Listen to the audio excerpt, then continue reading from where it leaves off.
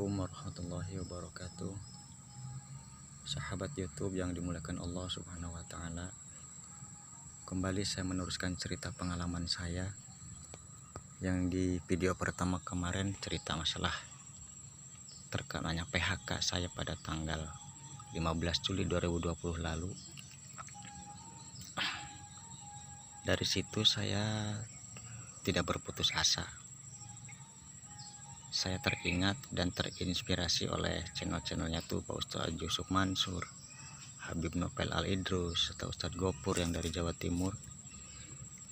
Di situ saya bangkit ingin melaksanakan apa yang pernah saya dengar di channel-channel YouTube tentang sholawat. Kemudian malamnya saya sholat taubat dan sholat duha, tahajud serta sholat hajat. Setelah itu saya bersolawat sebanyak mungkin yang tidak hitung jumlahnya. Setelah saya selesai bersolawat, saya berdoa kepada Allah, kurang lebih seperti ini yang doa yang pernah saya panjatkan. Ya Allah,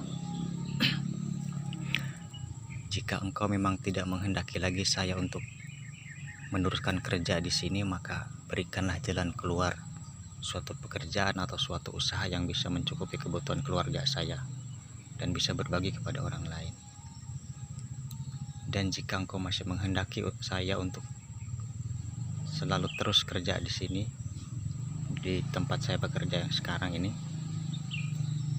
saya bilang, bukakanlah pintu hati atasan-atasan saya, mulai dari bos yang tertinggi sampai yang paling bawah. Bukakan pintu hatinya ya Allah, dengan berkat sholawat kepada Nabi Muhammad SAW, kekasihmu ya Allah,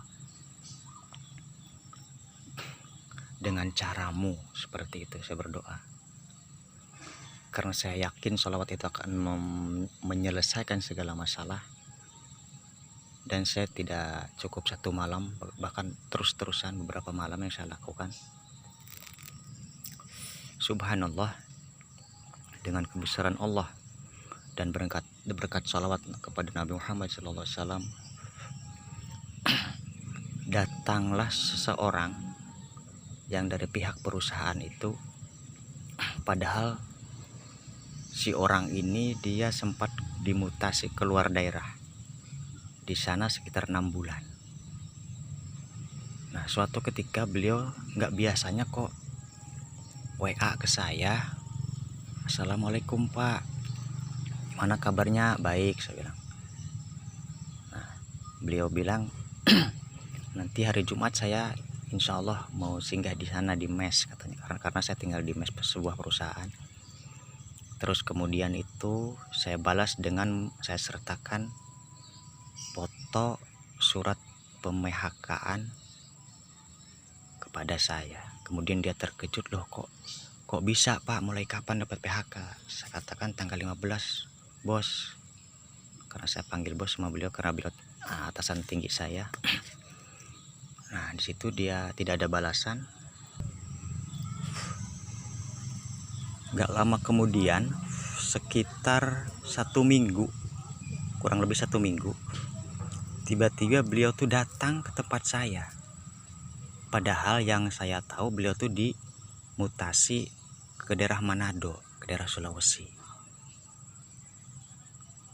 Kemudian dia datang ke tempat saya, langsung ngajak ngobrol. Pak, katanya, gimana ya, bisa diteruskan kah? Saya bilang, kalau saya sih lapang dada aja, kalau memang perusahaan sudah tidak menghendaki ya apa boleh buat, saya bilang kan. Jadi saya tuh bekerja berdua dengan istri. Jadi istri tetap dilanjut, saya yang kena PHK. Jadi si bosku ini yang datang ke tempat saya, dia bilang begini, bagaimana Pak kalau kita ambil jalan tengah saja?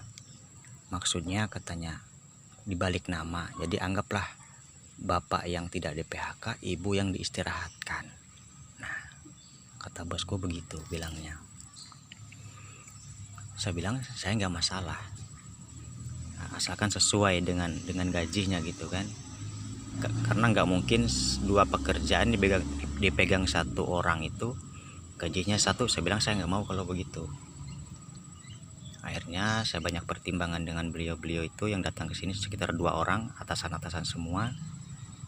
Itu negosiasi sekitar 3 hari masalah pergajian. Kemudian dia memaksa terus bagaimana saya untuk aktif kembali di pekerjaan itu.